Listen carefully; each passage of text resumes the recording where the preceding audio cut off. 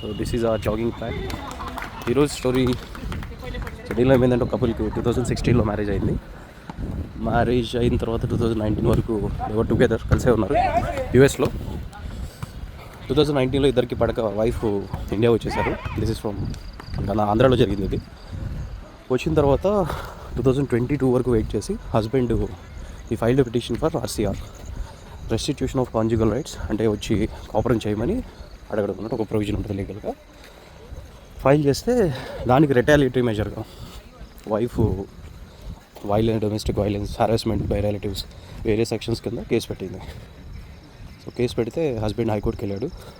My father, mother, sister, brother వీళ్ళందరూ అసలు involve అవ్వలేదు, మేము యూఎస్లో ఉంటామని చెప్తే హైకోర్టు అనేది రిలీఫ్ ఇచ్చింది. ఆ క్రిమినల్ పిటిషన్ క్వాష్ చేస్తే ఈ వైఫ్ ఇప్పుడు సుప్రీంకోర్టుకి వెళ్ళారు. అది రాంగ్లీ క్వాష్ చేశారు, వాళ్ళందరూ నన్ను హెరాస్ చేశారు.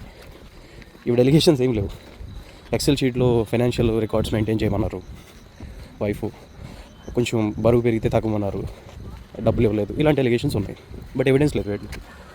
సో సుప్రీంకోర్టు అవన్నీ అబ్జర్వ్ చేసిన తర్వాత స్పెసిఫిక్ ఎలిగేషన్స్ ఏం లేవు ఇందులో. ఇండియన్ సొసైటీలో ఇవన్నీ common. That create a bad character about the husband. But wife cruelty గ్రౌండ్లో కేసు పెట్టేంత సీరియస్ అఫెన్స్ కాదని చెప్పి హస్బెండ్కి రిలీఫ్ ఇచ్చారు. సో ఈ ఆర్సీఆర్ ఫైల్ చేయడం వల్ల ఏమైందంటే నెక్స్ట్ ఫర్దర్గా డివోర్స్ పిటిషన్ ఫైల్ చేస్తే హస్బెండ్కి కొంచెం రిలీఫ్ ఉంటుంది. Because is willing to continue the marriage continue చేద్దామని అనుకున్నాడు కాబట్టి కోర్టు ఇవన్నీ కన్సిడర్ చేస్తుంది. So that's all for today. Hope you like it. Follow me, wait for the next story.